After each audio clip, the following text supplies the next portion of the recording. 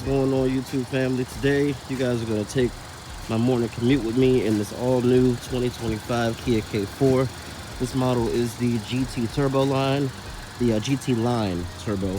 So this one is going to be the 1.6 turbo with an 8-speed automatic, front wheel drive, and a bunch of features that are just not even possible in this class. And we're going to go over a few of those on the drive. Thank you guys, as always, for watching and tuning in.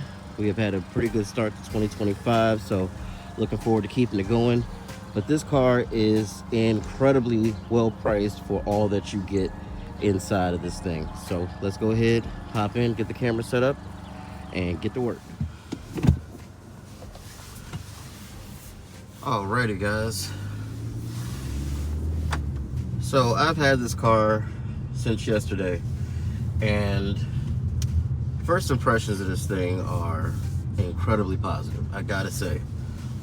This handles well, it rides nice, and the technology in here, the features, it's second to none. Front seats are heated and cooled for under $33,000, brand new. You get two massive 12.3-inch displays. You get things like these blind spot cameras that aren't even available on anything else, not even in this class, just period. You know, you're only gonna get that sort of feature on a Kia, Hyundai, or Genesis product. So the fit and finish is phenomenal. All of the dashboard, the tops of the door panels, which I wasn't expecting, are all very nice, soft touch materials. So Hyundai and Kia are onto something. More so Kia. I am not a fan of the way that the Elantra is set up, and I like the fact that even though these vehicles share platforms and powertrains and, you know, options most of the way, this to me is the nicer car. It's just more interesting. You get this two-tone leather-wrapped steering wheel with the Kia badge off to the right. They could have made it in the center, but I like the fact that it's off to the right. I don't know why, but I like that. You get a drive mode selector that's right here in the middle, and you get some insane driving assistance features. This vehicle has full speed adaptive cruise control. It's got automatic high beams, all the regular sort of safety features that you come to expect in this day and age. However, what you don't expect is for a car at $32,000 to have lane change assist. And what I mean by that is, when I get on the highway, I'll show you, you can literally just tap the turn signal with the cruise control engaged, and it will maneuver the lane for you, which is just fantastic. And even right now, I have the steering assist on, so as long as that steering wheel stays green, it'll complete this for me. This is beyond anything else that you're gonna find in something of this price point, this size. You know, this is a compact sedan. So you're talking Corolla, you're talking Civic, Nissan Sentra, those types of vehicles. None of them have the ability to change lanes.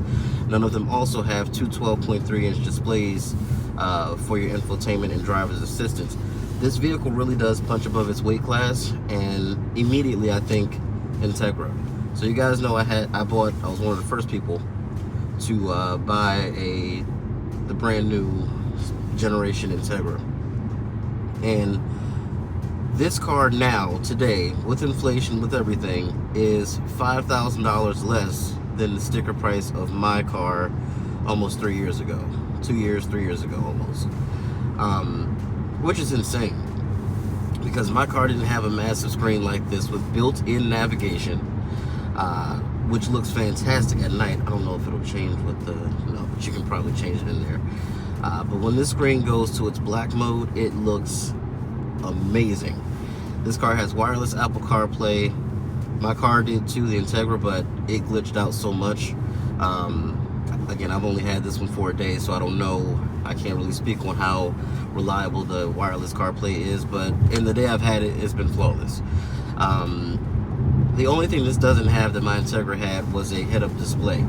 That's where it stops though. This car has everything else. You got a multicolor ambient lighting system that you can customize and make your own color. You get in my opinion, a nicer well put together interior. You get a bigger sunroof, which is fantastic, and you just get really cool features. You get the digital key option where you can use your phone as a key. That was not an option with the Integra. Just all sorts of really cool stuff, and it has rear AC vents, which my Integra did not. You know, and when you start to look at pricing and what you weren't getting in that car for what you can get in this for $5,000 less, and the new A-Spec Tech, by the way, has gone up. So I think those are like 38 or 39,000 now. Could be more. I haven't checked, but I know it's certainly not 37,395 like what mine was. So they have gone up. So this is an absolute bargain, and you know, even let's go ahead and put it into sport mode. The 8-speed automatic in this is leaps and bounds better than the Integra CVT. Leaps and bounds. It's very snappy, very quick to respond, and this car is just easy to drive. Steering weights up nicely in sport mode. Still not a lot of actual feedback, but I can still tell exactly what the front wheels are doing. So the little bit of feedback that it does have is phenomenal. But I mean, just carving this road up, no issues.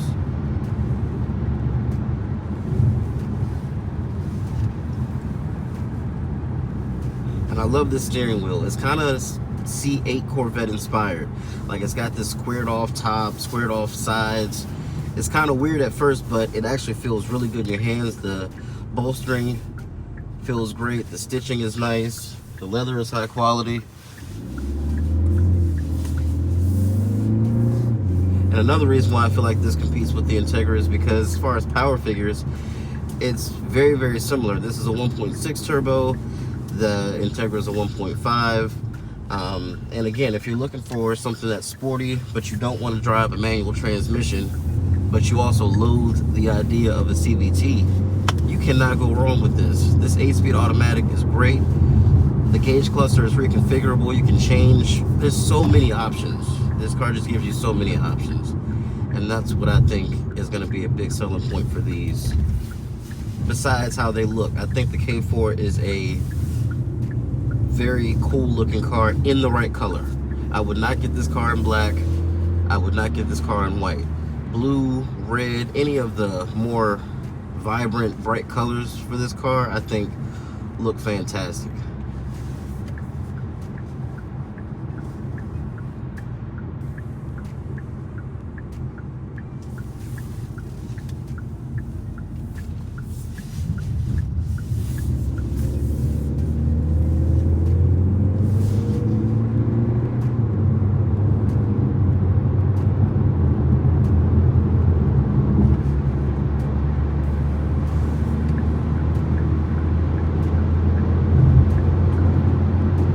Whoever came up with those blind spot cameras, you are phenomenal. Now, I know Honda had the one lane camera on the right years ago. They stopped doing that because the right side is like the easiest side to be able to check your blind spot. And they couldn't, for some reason, figure out how to do it on both sides. And then Kia and Hyundai stepped in and said, that's a good idea. Let me show you how to do it right. And they've been doing it on their cars now for years, a few years at least. So I think it's a really cool, useful feature. So I'm gonna go ahead and set my cruise control. I'm gonna show you guys. You're supposed to keep your hands on the wheel, but for demonstration purposes, I'm gonna try to show you without. Just tap the signal down.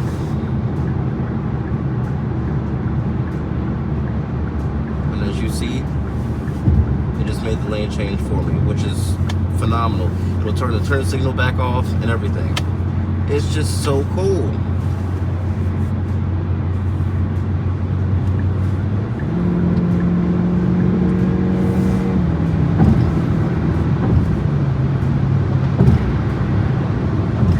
This 1.6 has more than enough get up and go to pass slower moving traffic. And it does. I know it says current trip is 21.7, miles per gallon, but we have been in sport mode and I have been hustling on that back road. But I saw 37.4 yesterday on my drive home. So I have no doubt that this car can exceed 40 miles to the gallon. And to not be a hybrid, to not have any electrical assistance, to not be a CVT, that's phenomenal. So again, kudos to Kia on that. Yeah, so over the last 55 miles, I've averaged 30.7.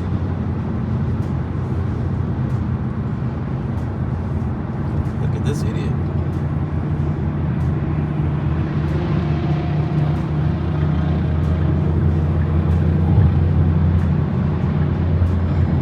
No turn signal. We love to see it.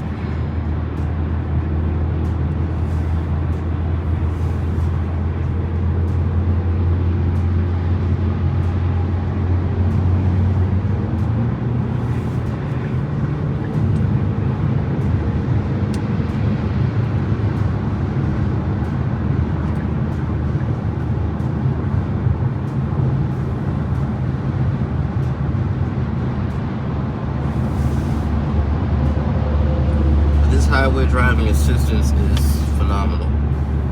It really does a good job at keeping you centered in the lane.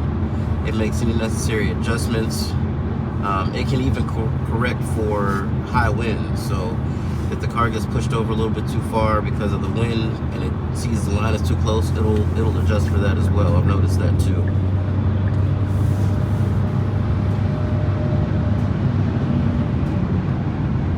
And this car is much quieter on the inside at speed than an Integra or Honda Civic. Road noise and wind noise is very much muted. I can still hear everything that's going on around me, but it's not nearly as loud as a Honda product. And in the comments, don't start that, well, Honda's more reliable. Are they though? Because I had so many issues with my brand new Integra. Although I loved that car, I did. It was a great car. But it had so many issues just straight out the gate from the factory, and they continue to have issues with suspension, with that 1.5. I mean, so at this point, everything is a gamble. You know, automakers aren't all what they used to be or cracked up to be. So don't invest so much of your loyalty into a brand because of what you know about them from previous years. Focus on what's happening now. And if you look at what's happening now, Honda is having issues like anybody else could. So nothing's perfect. I'm not saying that, you know, Kia hasn't had its share of issues. Even the executives at Kia will tell you that. It was a rough start, you know, and it was lots of growing pains and kind of figuring things out and, you know, all that kind of thing. But I think right now Kia is in their prime. They've done a lot of work to get where they are now, and the vehicles show it. I mean, $32,000 and I have heated and cooled memory seats in a freaking compact sedan with garage home link and auto dimming rear view mirror. Again, two things that don't necessarily come in other cars. Because I don't think my Integra had, I think it had to go through the app or something. This is easy. Press and hold the button, do the thing your garage tells you to do. They link together, it's set. So, I think it's great. And it's little touches too, right? Like, so this volume knob, I think, is phenomenal. I don't know why, but just the fact that it's a scroll wheel, I think that's really cool. All the things that you still want to be buttons are here. You can use the climate control screen panel there, but everything you need is really right there. I do have a wireless charger.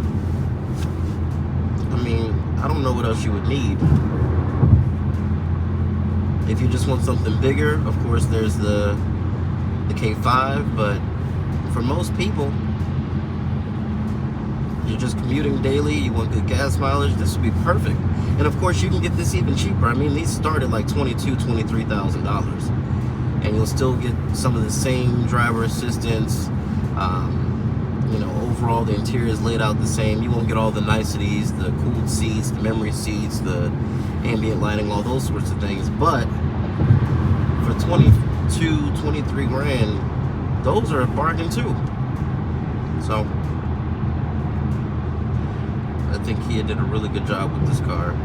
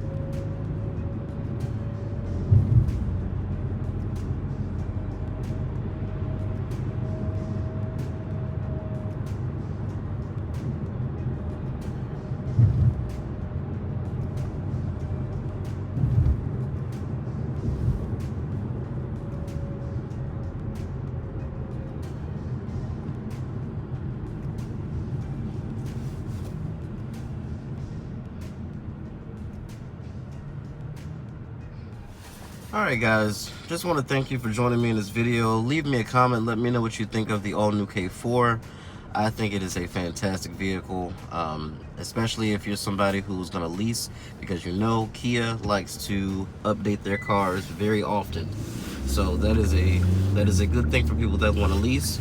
But yeah, let me know in the comments if this is something that you would put on your cross-shopping list. And I will catch you guys in the next video. Got a meeting to go to, and we have 15 appointments So today is going to be an absolute madhouse. So wish us luck on that. But thanks so much for joining me in this video. I will catch you guys in the next one. Peace out, homies. Look at the clarity on this backup camera. And it's got sensors even on the side of the car, so it's showing the curvature of the vehicle next to me so that I know not to hit it. It's fantastic. You got this Audi-like 3D kind of view of it. It's way above its class in every single way. So, again, hope you guys enjoyed the video. Peace out, homies.